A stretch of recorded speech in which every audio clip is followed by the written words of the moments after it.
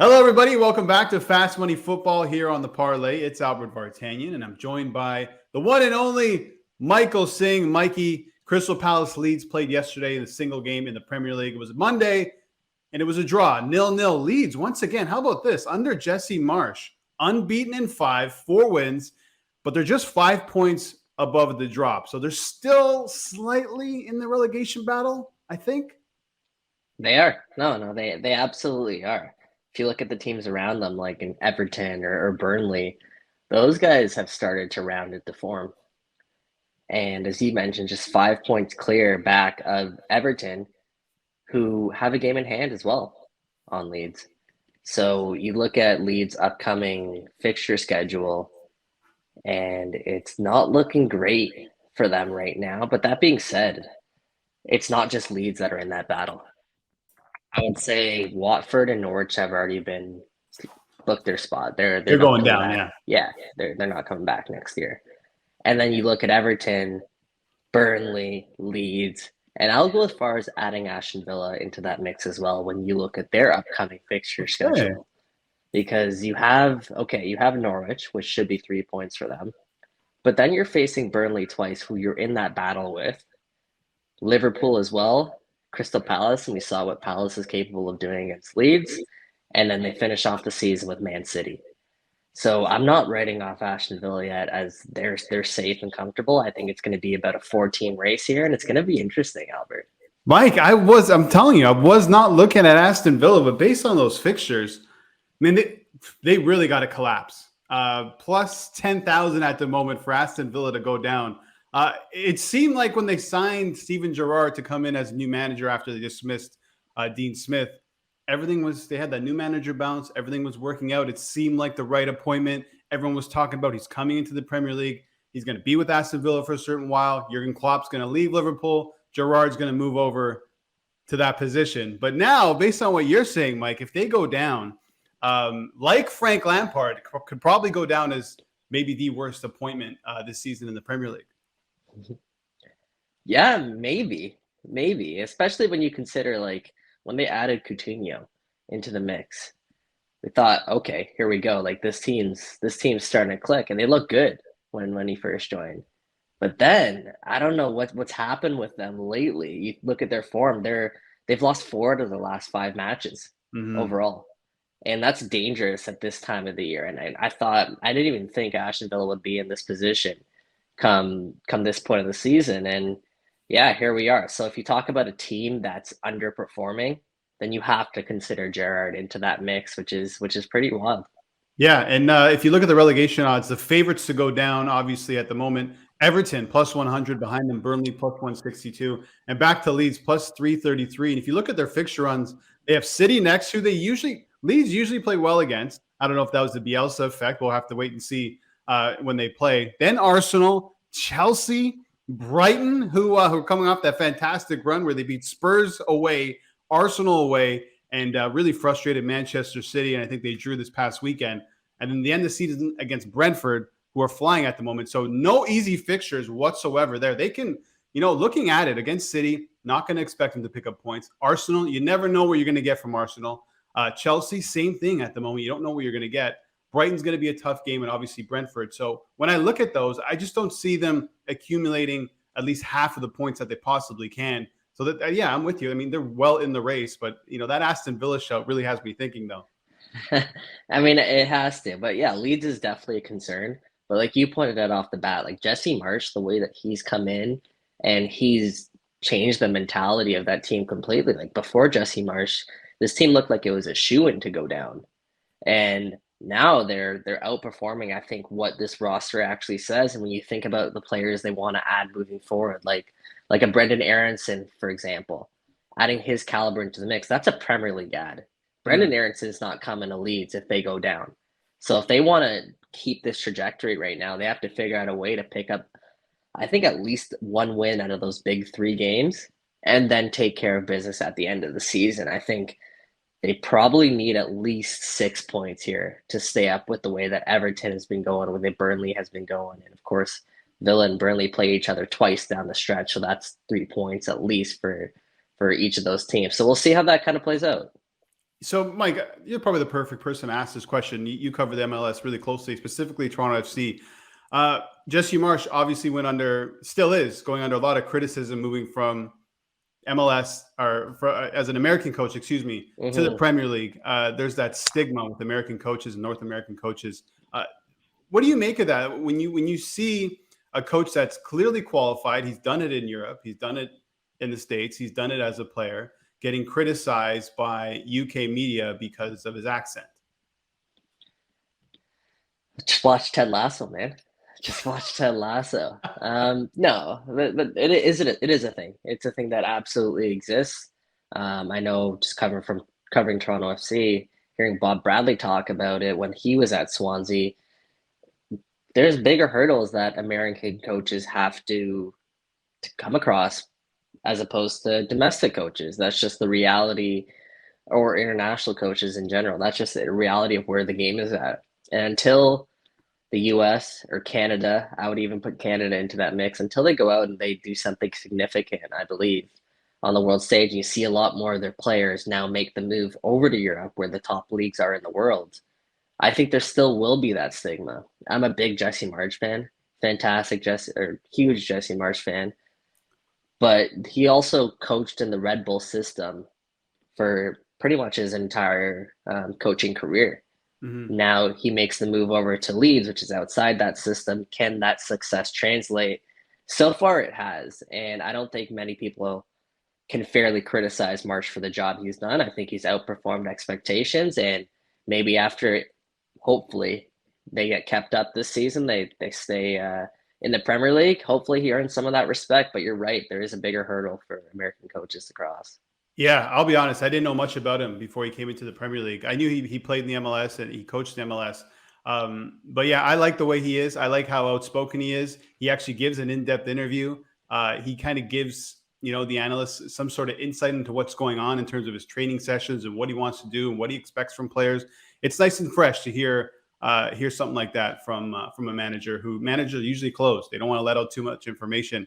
But yeah, that stigma is around. I mean, even Chris Armas at Manchester United, he's getting it as well. Apparently, in the locker room, they're calling him Ted Sorry Lasso. about that. That's going to go on. That's just going to be one of those things that goes on and on and on until it gets old. And it was actually nice to see as well on Monday Night Football on Sky Sports yesterday.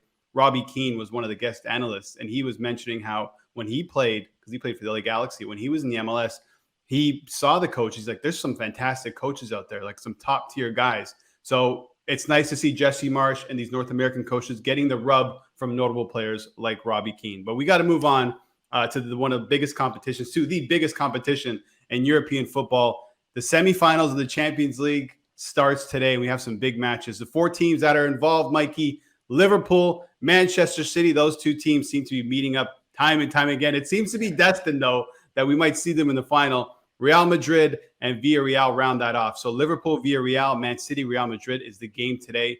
Quick look at the odds. Favorites to win it all: Liverpool plus 120, Man City plus 125, Real plus 650, and Villarreal plus 2,000. No respect there. Do you have a lean towards any of these teams to win it? I think Liverpool has the best path. Obviously, they're taking on Villarreal in the semifinals, which it's a matchup they should win. And then you look at the other semifinal there; it's a toss up, in my opinion. Man City, Real Madrid. We'll get into that more because they are playing later today, which is going to be a really exciting game. Um, so just off the bat there, I mean, there's a reason why Liverpool is the favorite, because they have that easier path. Now, that being said, if you're a better, you look at the odds, plus 120 Man City.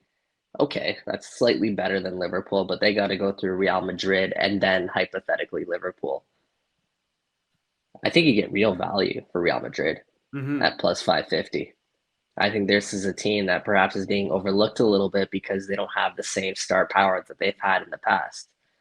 But results wise, they're still right there. You look at the pathway that Real Madrid had to take to get to this point.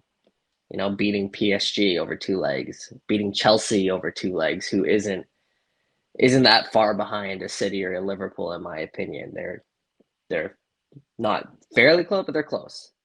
And they took care of business at Stamford Bridge, and then they followed that up by getting the job done at home there. So I think the real value is in Real Madrid. If you want to take a stab at that, who I think will win at the end of the day,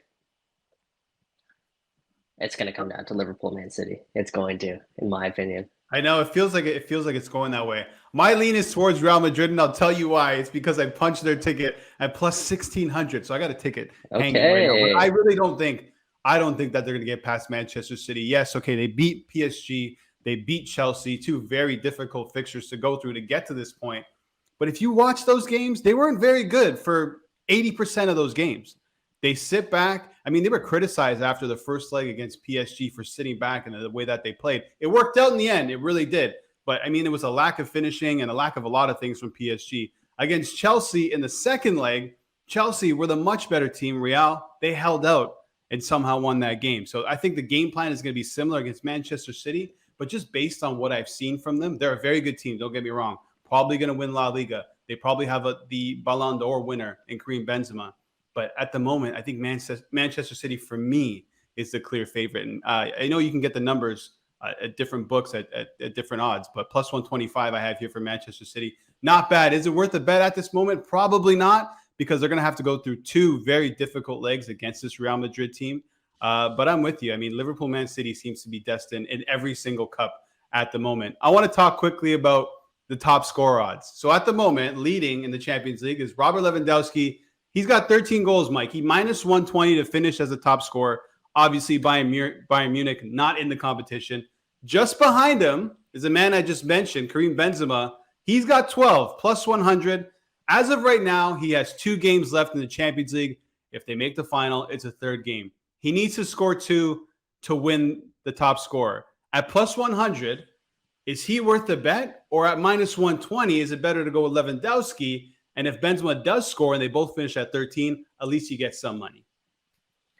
Yeah, I think Benzema is worth the bet. I mean, he has at least 2 games remaining. Lewandowski's out of the competition, as you mentioned. 1 goal behind. The way that Karim Benzema is playing right now, it's at least worth the stab in the dark, if you want to call it that. Plus 110, it's not terrible odds. You know, you get 2 to 1 money. What about Mo Salah? He's got quite a ways to go, Mikey. I'm just trying to pull up his how many he's got now.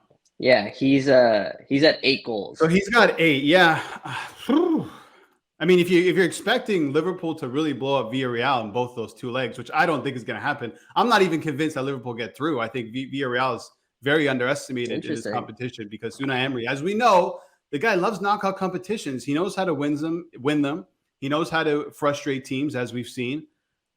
Yeah, I don't see it, Mike. I don't see Mo Salah finishing as top scorer. It's a strat, but at plus 1,200. He's 8 goals, 5 goals behind. So let's say he makes the finals. He's got to score 8 goals in 3 games. No, 6 goals in 3 games. 6 goals, excuse me. Yeah, so I mean, we've seen Mo Salah go off. We've seen him get 3 goals, 4 goals. Like, this guy is definitely capable. And if the match goes the way I think it will for Liverpool, I think they'll find a way to comfortably roll past Villarreal. There's an outside chance Mo Salah gets it done. I'm not saying he will do it. Yeah. But at plus 12,100, it's at least a little bit tempting. Yeah, you can never really dismiss anything, especially this season in football. I mean, it's crazy what's going on. But yeah, I'm gonna have to not back that Mohamed Salah top scorer. I might lay a little bit on Lewandowski. I know, I mean, it's tough because when you think of Real and when you think of goals, it's Benzema. Everything kind of goes through him at the moment. So it's hard to dismiss him at plus 100. I wish the odds were a bit bigger. It'd be nice to get him at plus 150, maybe 200, 250, something like that. But I can understand still being in the competition, the leaders out of the competition. You don't want those odds to be too big. But at the moment, if I'm going to back anybody, I'm going to lead Lewandowski. And hopefully Benzema scores 1 if it does happen and I get some of the money back. But let's talk about the game today. If they tie, Albert, is it a push? You get a portion of the money. So you get your money back plus, I don't know how they would split it. Maybe half the bet, something like that. Okay, so Lewandowski would definitely be worth. Why not sprinkle some on? It depends on the book as well. Some books are different. Some books it's a push, and others you'll get some money back. But let's talk about the game, Mike. Manchester City, massive favorites, minus 233 or 223, excuse me. Real plus 550. What do you think, before we get into the game, what do you think about this line? Too much respect for City? Yeah, definitely. Definitely too much respect for City here. That being said, I do think City are going to take care of business in over the course of the two legs. But we saw what Real Madrid is capable of in England just a couple of weeks ago when they came into Chelsea. He had the Karim Benzema show, and he put on quite the performance there. We saw that they're capable of doing that. That being said, City's obviously a better team than Chelsea is. They've been better at home, especially in the Champions League, where they've won 10 of their last 11 matches. But it's tempting if you're a Real Madrid, if you think Real Madrid can find a way to get something done here, and which they've shown that they are capable. Yeah, and I think one thing we can expect from Real Madrid, as we've seen in their matchup against PSG and their matchup against Chelsea, they concede possession, especially away from home. They were criticized heavily for that. I think I mentioned it in the first leg against PSG because they sat back.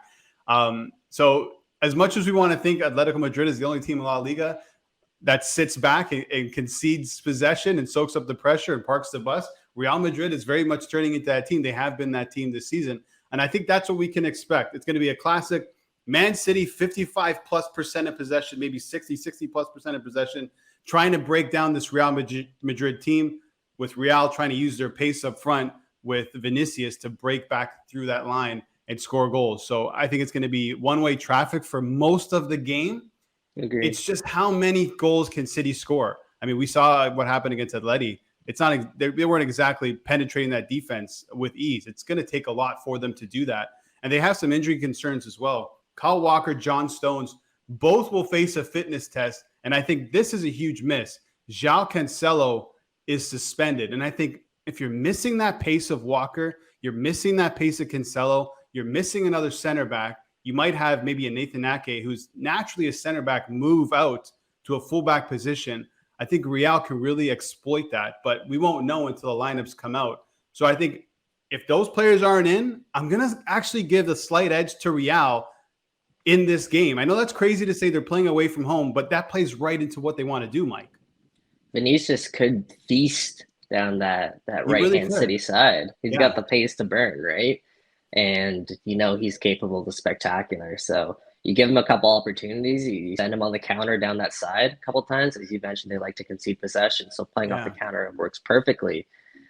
Him and Benzema linking up there, that's a scary threat for any team, let alone a team that could be missing two of their better defenders, let's say. So yeah, it's not a bad shout for me. The way that I'm leaning towards a draw here, because I do think Real Madrid is capable of shocking a team like City, but I do believe City is more fit, more up to the task, seeing that they went to the Champions League last year. They've been perennial contenders in the Premier League for It's been a long almost time. a decade. It's almost a decade now, right? It feels like it's just yesterday, but it's almost a decade now under Pep now. So there's no reason right now to kind of doubt City. But that being said, there's not very little reason to doubt Madrid as well. So this is why it makes such an entertaining affair. And I'm going to fall somewhere in the middle here. I'm going for a draw there. I have it at plus 350. Yeah, I like the number. It's a big, juicy plus 350. I can't really go against that. I'm having a tough time. Before I came on air, I'm like, this is a tough game to really handicap. So I'm trying to go through the stats. And if you like stats, here's one for you. 13 of the last 20 first leg matches in the semifinals have gone over. But for some reason, the under is just something pushing me towards the under here, based on what I've said about Real Madrid parking the bus and Man City trying to break them down. Can Man City open them up? Absolutely. But if Real go down 1-0, I don't think they'll be too bothered. I think they'll be fine with that, and they can go back home and try and win this tie. With that said, I have two ways to go about it. I think you go Real Madrid +1. So if they lose by 1, you're still good. It's a push. If they win the game, you obviously win your bet, and you can get that around +113, +120 at some places. Or you go the other way, and you go Manchester City to win to 0. So 1-0, 2-0, 3-0, you're covered, whatever it is. You can get that around +120. So I'm kind of bouncing between both, and I'm on the fence. I'm not going to give an official pick here because I find it really difficult. But if I'm backing City, I'm probably going to back them to win to 0. And if I'm backing Real, I'm backing them to not lose big. I think that's probably the way that I'm going. But either way, I think this has a recipe to be just a fantastic game. And we're going to see some fantastic midfielders. on display. And I think Canadian supporters, Canadian soccer Seriously. supporters, really should watch out here because we're going to see Kevin De Bruyne, who plays for Belgium, who's going to play Canada in the World Cup, and Luka Modric, who is turning back time right now, but based on the way he's playing for Real Madrid, Mike. Yeah, it should be an interesting midfield duel, and it's a preview of, as you mentioned, the upcoming World Cup with Belgium and Croatia. That should be a fascinating affair. Listen, I think City have the depth in the midfield. As you mentioned, they're going to control that battle, I think, throughout the course of this match. But what a treat that we have in store for us this afternoon. I'm already watching the clock. Like, I can't wait for 3 p.m. to roll around because it's going to be one of the better fixtures we've seen this season. I love this time of the year because come Champions League time, you're getting these types of fixtures. So looking forward to it, man. Yeah, nothing meets big games in the Champions League. So Mikey, he's going with the draw plus 350. Me, I'm waffling. I'm going both ways. Manchester City -1, Real Madrid +1. Pick your poison. If you don't want to bet, I completely understand that too. Just enjoy the game. Don't have any money on it. But that's it for Fast Money Football. Please, guys, make sure you follow my man, Michael Singh, at Michael Singh 94 on Twitter. You can follow me at The Real Bert V as well. And please head over to parlay.tv for more parlay content. Good luck today.